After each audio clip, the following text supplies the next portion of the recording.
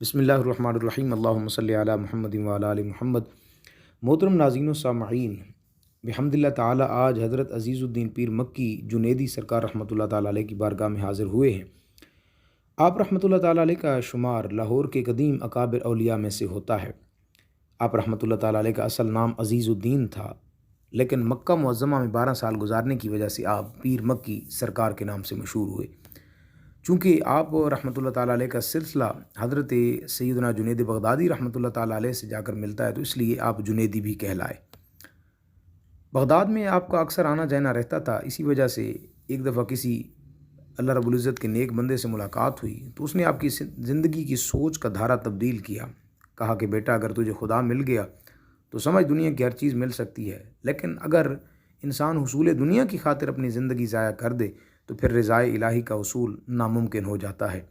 بس آپ اسی روز سے آخرت کے طالب حب الہی کی راہ پر گامزن ہوئے، اور یہ فرمان خداوندی ہے کہ جو ایمان لائے اسے چاہیے کہ اللہ کی محبت میں سب سے زیادہ مگن ہو جائے۔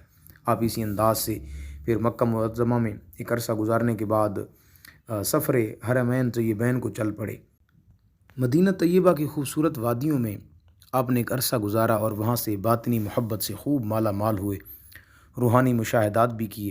مصطفیٰ کریم صلی اللہ تعالیٰ علیہ وآلہ وسلم نے اشارتاً فرمایا کہ بر صغیر پاک و ہند کی طرف جائیں اور وہاں جا کر میرے دین کی تبلیغ کریں۔ حضرت پیر مکی سرکار رحمۃ اللہ تعالیٰ علیہ پھر مختلف علاقہ جات سے ہوتے ہوئے سیر و سیاحت کرتے ہوئے اور مختلف شخصیات سے محبوبان بارگاہ الہی سے ملاقات کرتے ہوئے آپ شہر لاہور تشریف لائے۔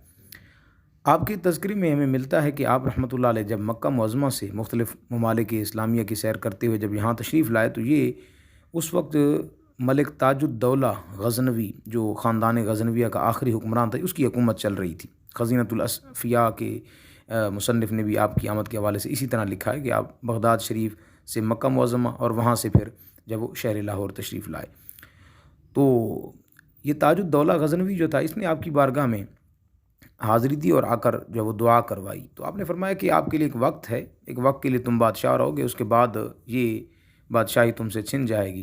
اور ایسا ہی ہوا۔ بعد میں پھر سلطان شہاب الدین غوری نے لاہور کا محاصرہ کیا اور ہمیشہ کے لیے پھر خاندان غزنویہ سے یہ حکومت جو ہے خاندان غوریہ میں تبدیل ہو گئی، اور یوں پھر غوری خاندان کا باقاعدہ بر صغیر پاک و ہند پر جو ہے وہ قبضہ ہو گیا۔ محترم حاضرین و سامعین، آپ رحمۃ اللہ تعالیٰ علیہ علمی، فکری اور روحانی شخصیت تھے۔ دعائے خالق کائنات انہی جیسی نیک شخصیات سے ہمیں محبت نصیب فرمائے، انہی کی محبت میں زندگی، انہی کی محبت میں موت عطا فرمائے، آمین بجاہ طٰہٰ و یاسین۔